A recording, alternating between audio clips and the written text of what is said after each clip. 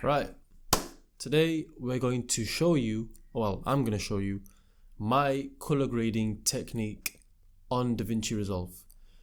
I am pretty new to this stuff, but I've got enough experience now to kind of understand slightly what I'm doing, but I am no means a professional in this field yet. Anyway, let's get straight into this one, man. Just go for this one, man. We'll go straight to the color page. As you can see, I've already graded a lot of this stuff. Some of this stuff is not even that good anyway. I mean, I'm not happy with this grade. It's a bit too dark, I think. But let's take clip off. Let's give it some space to breathe and boom, let's delete everything. Right, what we're gonna do, we're gonna add some nodes. 1 second. Right. Hold Alt and S if you're on Windows and just chuck in some nodes, right? This is how I've learnt. Chuck in some nodes. Do not be afraid to throw in nodes. When you first see DaVinci Resolve, when I first saw it, oh my days, I promise you, I was so scared. I thought, what is this software? Let me cross it off and go back to Premiere Pro. This is too much for me. But when you go on YouTube and watch tutorials like this one, you get to understand it. Anyway, right, let me stop waffling. The first one, you chuck in a color space transform, and you want to change it to a DaVinci wide gamut to open up the borders. That's how I see it.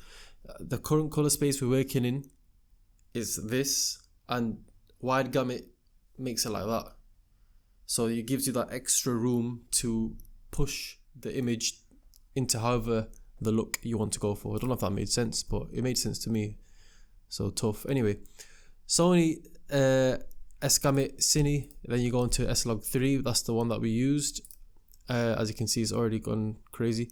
And then what we do is press D for DaVinci Wide Gamut, and then you press D again to go into DaVinci Intermediate. What you then do is you copy and you paste it onto the last one, and then you press swap. And then in the bottom two, you change this to Rec 709, and the bottom one, you change that to Gamma 2.4. As you can see, that gives you more of a feel of how it looked in person. It was the evening, as you can tell by the image. It's quite let's have a look. The image, you can tell it's like the evening has approached. The sky was kind of grey / blue. It's giving them kind of bluish vibes. I'm getting loads of text because Jake Paul's fighting AJ and everyone's losing their mind. Let's see what they're saying.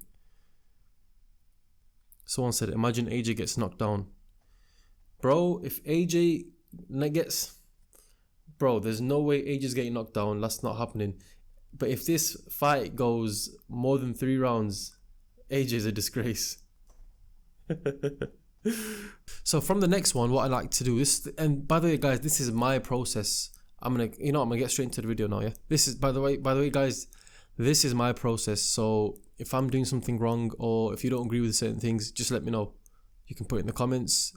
Let me know where I can improve. I'm always willing to learn because, like I said to you, I'm pretty new to this myself. So let's find a good hero shot. I'll say it's that one right there. This is the main reference point, the preview of the grade. So in the first one, I like to, and it's always good practice to right click and put a little label. So like white balance. This one can be like primaries. This one can be, I don't know, for example, contrast, and you get the point. Yeah, so white balance, let's have a look. White balance, get this little image, you get this little color picker and find something grayish like his t-shirt there, click it, and look at that, straight away it's giving a bit more warmth. And I do like this compared to, if you click that off, you'll see that was a bit too bluish, a bit too coldy. This one looks a bit warm and more cozy evening vibes. So it depends on, like, the color you're going for. You can even bump up the warmth even more, but I don't know if I should. So let me just Control Z that, go back to what it was. That's fine. Let's leave it at that for now. Let's go straight onto the primaries. We press this little one here, and this waveform shows you where you're at. So the bottom on 0 is when the blacks are clipping. So if I chuck this down, right down there, you'll see it's clipping, it's gone past the 0. So you'll find areas in the image which are too black, there's no detail in them. As you can see, the background here, the bushes, there's no detail in there. His t-shirt, the rope, there's no look, it's lost some detail down here. His hair's lost detail. You can only see the color black, you can't see any texture. So you should never clip your colors, remember that. So let's reset that. The lift is for shadows, the gamma is for midtones, and the gain is for the highlights. So for the lift, let's just lift it up slightly, get the shadows out of there.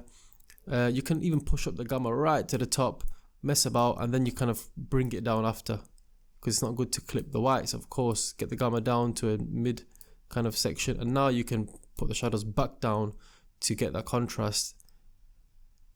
See, look, now watch this. If I click this off, it's a bit better now, isn't it? But you can make the gamma, you can mess about with the gamma, reduce it. So I like to mess about. It's all about trial and error. Let's see what it looks like right now.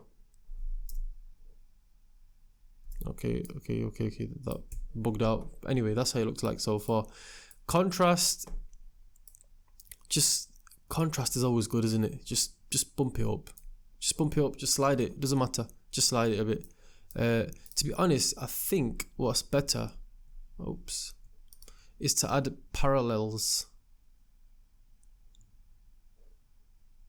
If you add a parallel, hey ChatGPT, what is the shortcut to add a parallel node on DaVinci Resolve? In DaVinci Resolve, to add a parallel node, you can use the shortcut Alt-P on Windows or Option-P on... You heard the boy. Alt-P, and you can, there you go, look, you can add in some parallels. So what we should do is all of these parallels can be used to affect the primaries, right? And when I say primary, let's take this off. When I say primary, I mean like the exposure. So I had contrast here, but contrast doesn't need to be there.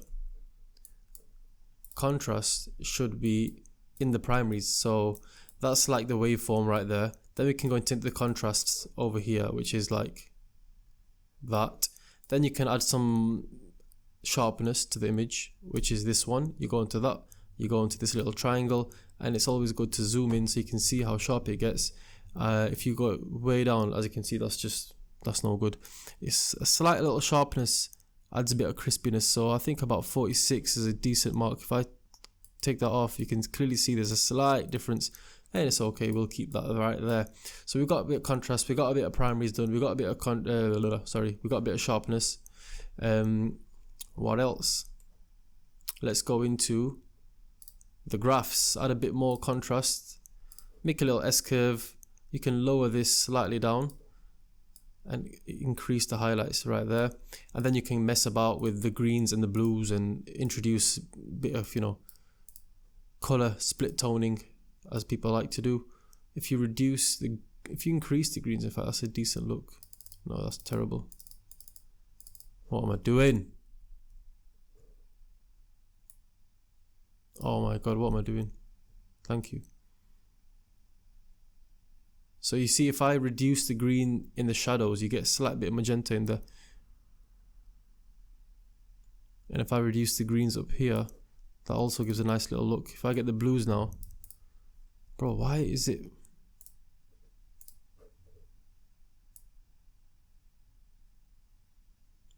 So just keep playing about. So if I reduce the blues and the highlights, it gives a bit more warmth. Yeah, anyway. Look at the difference. That's without the graph, that's with the graph. You see it's got a bit more warmth in there, a bit more magenta, a bit cozier. I mean, you might like it, you might not like it. It's just about preference. It's about really just digging deep and just finding what your look is. Do you know what I'm trying to say? So let me just move this there. Let's add some saturation.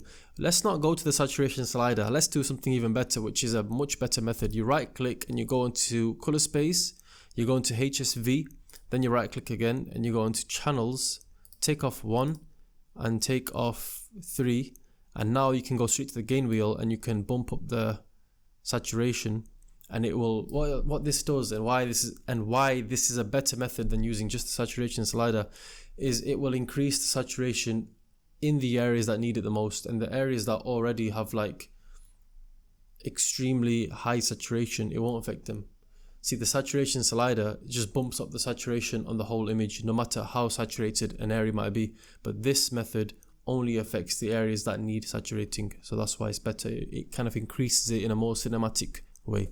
So there, as you can see, I bumped it up. If I take it off, you can see the difference. There's a bit more color in there now. I'll zoom right in. Watch this.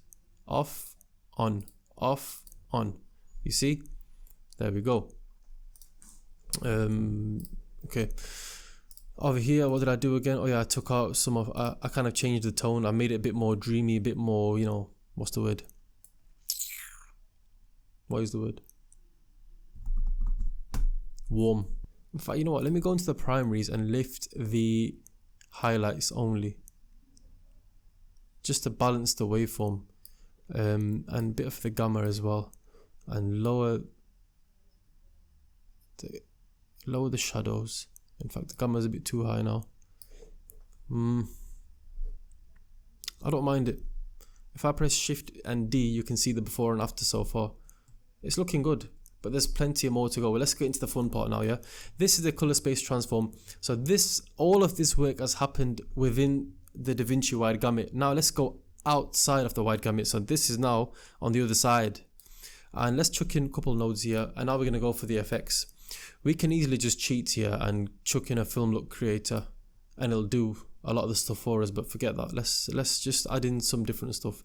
First thing we want to go for is some halation. You can't go wrong with a bit of halation.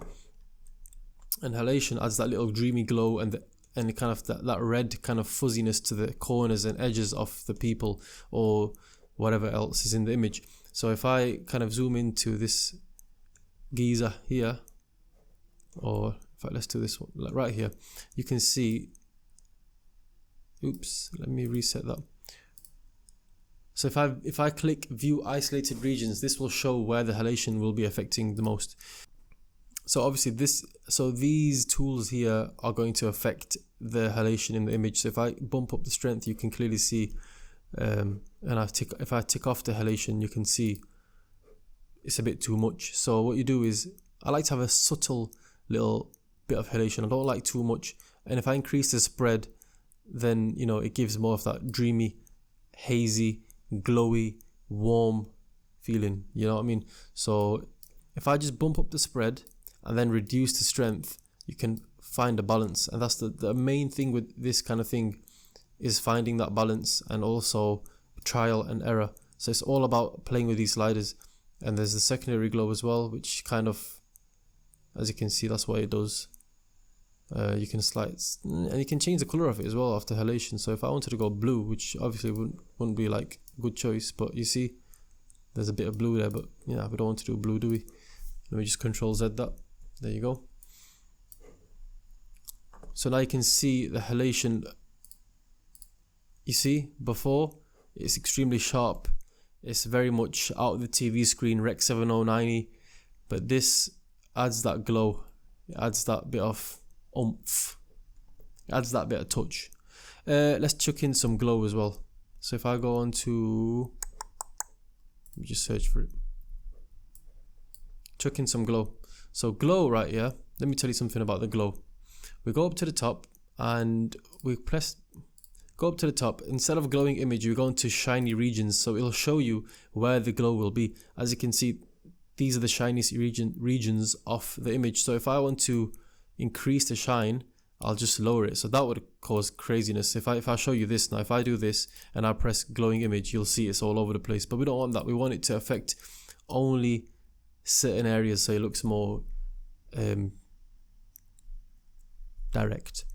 Anyway, so let's do it about here. We want the glow to affect roughly about here, glowing image, and as you can see, only these areas now are affected, but we don't want too much glow. As you can see, this guy's literally shining like he's Super Saiyan 5. We don't want that. We want to control that. So let's kind of mess about with the spread.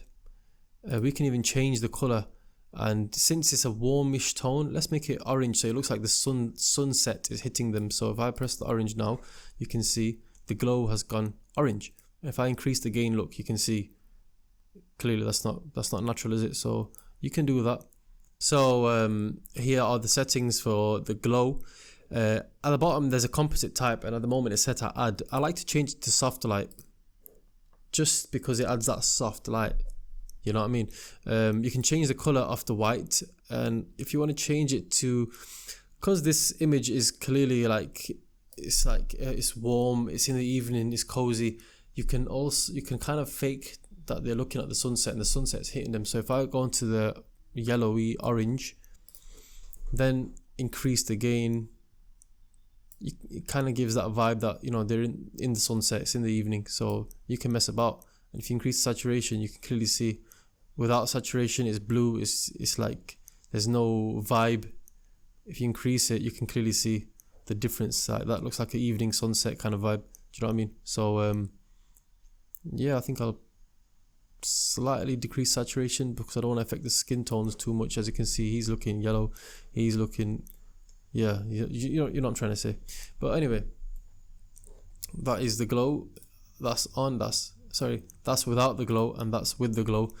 And it has affected this slightly, the image, the exposure of the image. So let's go back into our primaries and maybe bump up the shadows, the gamma, bit of the highlights. There's another kind of cool trick called the depth map. If you add that in,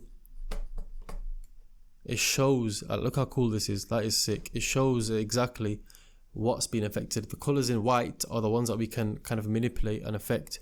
If I invert it, it'll affect the background. You see what I mean? So if you click down on this and press adjust map levels, you can mess about with this until you've kind of got the area you want. So if you want to affect these kids here, if we increase the gamma, you can mess about until you kind of only affecting them, you see? So wait a minute. There you go, look at that. Look at that. You just keep playing about until you kind of figure out what the software is doing. And now I've completely got them in my control. If I now go on to invert, it'll affect the background only. So let's do that. Let's affect the background. So if I was to go on offset and do this, you see what I mean? Let's not do that though. That looks terrible. So if I wanted to increase the brightness in the background, I can just slightly increase that and it will affect only the background, not the kids. So as you can see, the background has increased in its brightness slightly. You can see before and after. Or if I wanted to anything else, I don't even know.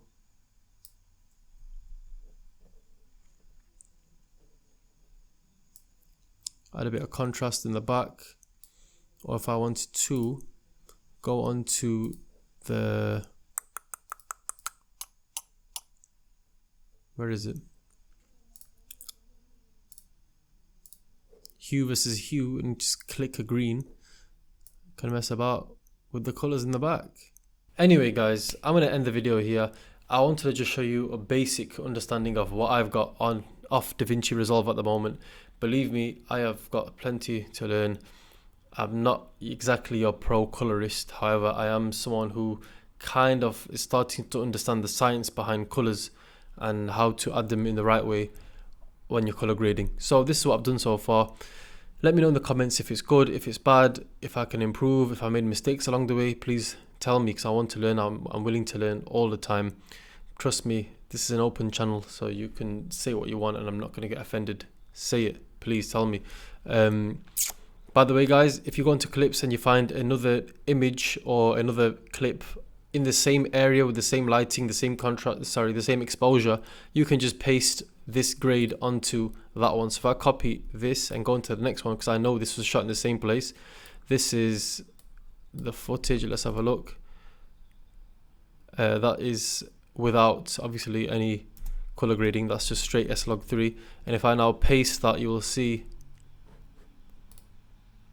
the boy lights up. There you go. Pasted it straight onto him.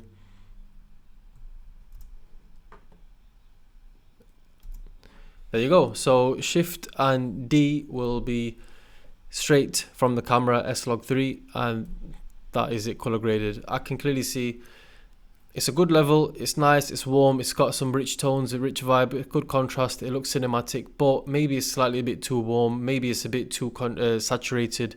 I can improve this for sure, but for now, let's just leave it at that. I'm going to see you guys very soon. Hopefully, I'll improve. You guys can let me know. See you guys. Stay safe. And follow me. Sorry, subscribe. Thank you.